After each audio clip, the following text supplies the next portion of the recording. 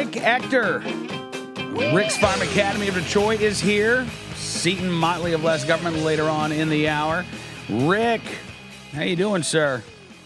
Hey, man, I'm great. All things considered. The weather is great. The sun is shining. We're easing into, the fall. The first day of fall is rapidly approaching. My birthday is this week. The only thing that's bringing me down, man, is our sports teams here. Yeah. The Pistons have been irrelevant for a while. The Tigers, man, what can I say? Last place probably right now. And the Lions are off to a very slow start. So all things considered, everything's okay. Well, listen, if the only thing that you have to complain about, Rick, are your professional sports teams in the area, life's pretty good. Life is pretty good. Well, now, did you say you have a birthday coming up this week? Yeah, I'll be 48 years young Friday. Wow. Congratulations, man. Happy early birthday to you. Well, I haven't made it there yet, but I plan to make it, though. Well, listen, I'm really glad you could join us on the program. Every time we see one of these stories out of the Detroit area, I like to chat with you about this. This was in Warren, Michigan. How far away from Detroit is Warren? The border from Detroit is just a mile south. A mile south will put you right at the border of Detroit. So it's definitely Metro Detroit. It's a suburb of Detroit. It's a fairly large city. Population-wise, it's the third largest city in the state. So, it's pretty much the Detroit area, just a mile away from the border. All right. So it was Monday afternoon at a Citizens Bank near 9 Mile Road in Van Dyke.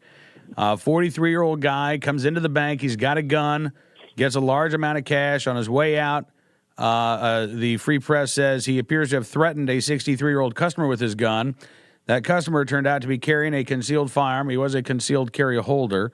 And the mayor of Warren, Jim Fout, says the customer shot the suspect 3 times. Robber then staggers outside the building, fell, dropped the money, and the police arrived a moment later. So is this the talk of the town today, Rick? Not only is this story the talk of the town, there's 2 other stories. This story, obviously, the facts, the allegations anyway that have come out thus far give every indication that it was a good shoot with regards to the CPO holder who was lawfully carrying a firearm in the bank. Michigan law 750.234D allows CPO holders to legally carry guns in banks, so we have an exemption there in the law. So, yeah, this is a popular story. Not sure if you heard of one of the other stories, man. There's a story in which it's alleged that another CPO holder defended himself at a east side of Detroit gas station, and so we're waiting for more facts to come out of, that situation. But, lo and behold, generally speaking, people in Detroit and the Metro Detroit area have been responsible with regards to following the law and defending themselves. So hopefully this story will pan out like the others and will be, deemed a good shooting. We who do carry firearms for personal protection, we definitely realize that it takes a lot of responsibility that goes along with gun ownership and carrying a firearm legally. And we hope that we will all continue to stay within the right side of the law, keep safe, and punish bad guys for attacking us.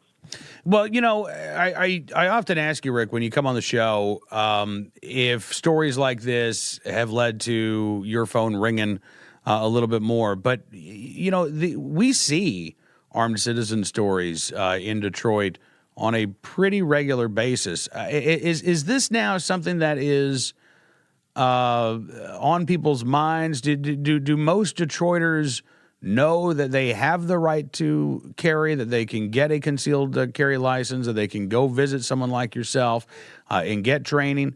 Or is this still an education for Detroit residents that they have that right to keep and bear arms? There's a lot of misinformation, a lot of hearsay, a lot of rumors and things that are out there in terms of who can get one and who can't. We're still, in the big scheme of things, still relatively new at having shall-issue legislation on the books. It went on the books in 2001, but one of the things about Detroit being one of the largest cities in the country, being a major urban center. We're not as big as we used to be, but at 700,000, it's one of very few cities in which residents who meet these statutory requirements can actually get a concealed carry permit. So, when we look at other cities who are coming on board and some that are, still having problems, hopefully one day, Chicago gets better. They got concealed carry, but obviously things aren't going as well as we would like. The problems we're having in Washington, D.C. with the police chief there, who just seems to just do not want law-abiding citizens to be able to carry guns. And, we're in a way, leading the country in terms of a major urban city in which people can lawfully carry guns and defend themselves. And it's very encouraging to people when they see that law-abiding citizens are actually defending themselves lawfully, and in many cases are not getting injured in the process. So everything helps. It helps that we have a supportive police chief that acknowledges that the role that we have as carrying guns lawfully and being responsible, that it has an impact on lowering violent crime rates. So, yeah, I've been busy responding to inquiries, both the telephone, email, text messages, social media. It definitely gets the interest level going. But the thing I like to point out, which often gets lost in the mix, is that even if, you're a person that doesn't want to carry a gun for whatever reason, whatever hang-up you have, the fact that more of us are doing it even protects those people, because bad guys really have no clue as to who's carrying and who's not. Well, absolutely. And, to that end about Chief James Craig, you mentioned the police chief being so supportive of the right to keep and bear arms. When he first came out and started talking about this, Rick, you well know, a lot of the media in Detroit, they saw his comments as really newsworthy. They asked the chief about this repeatedly. The chief, I don't think has changed his mind in any way, shape, or form, but this doesn't appear to be as much of a media issue. I'm curious. Do you think the press in Detroit, have they accepted the fact that you have a police chief that believes that people have the right to carry? He understands that people have that right to defend themselves? Is this still an issue for the media? When he first came out in support of citizens lawfully carrying guns and being responsible, it made a lot of news. As a matter of fact, it went national, and I think even some international agencies actually picked up the story and ran it. And it was really particularly noteworthy because, as I mentioned before, no major city, well, I'm not going to say no, but very few major cities in our country, particularly have laws in the books that allow, law-abiding citizens to carry a gun. And usually, the stereotype which often bears itself out in fact is that most big city mayors are anti-gun and favor the old system, which was discretionary to be able to pick and choose who can carry a gun, which obviously, runs afoul of the Constitution, Second Amendment, and here in Michigan, Article 1, Section 6. But, we're in a good situation. I want to continue to implore my fellow citizens in Detroit and in Metro Detroit to take on a more active role in their personal protection. There's a lot of things that causes crime. Carrying a gun is not, going to eliminate the causes of crime, but for at least those people who are being targeted by violent predators to commit whatever heinous crimes they have in their minds, at least it gives us an opportunity to defend ourselves, our homes, and our families.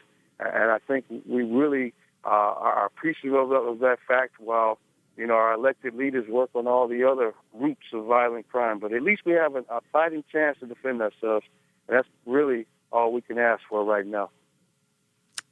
Rick, listen, I appreciate you coming on the program, sir. Thank you so much, and look forward to talking again very soon. Hey, man, it's always a pleasure. Give my regards to everyone, and definitely will be, in Louisville next year, man. I can't wait. Look forward to seeing you guys in person. I can't wait either, and it'll be here before you know it. It will. It always comes quick, doesn't it? It does. It does. Right now, I know it seems like we're months and months away, but man, we're going to wake up all of a sudden. It's going to be the depths of winter before you know it, Rick. I know it's the first day of fall. I hate to tell you this, but in Detroit, you only get like 2 weeks, and soon you're going to wake up and you're going to be cold. It seems like every year summer, from a temperature perspective, is only like 2 weeks, but the weather's nice today. The sun is shining. We'll take it. There you go. And we'll see you in Louisville. Rick Ector from Rick's Firearm Academy. Thank you, sir. With us here on NRA News, Cam and Company.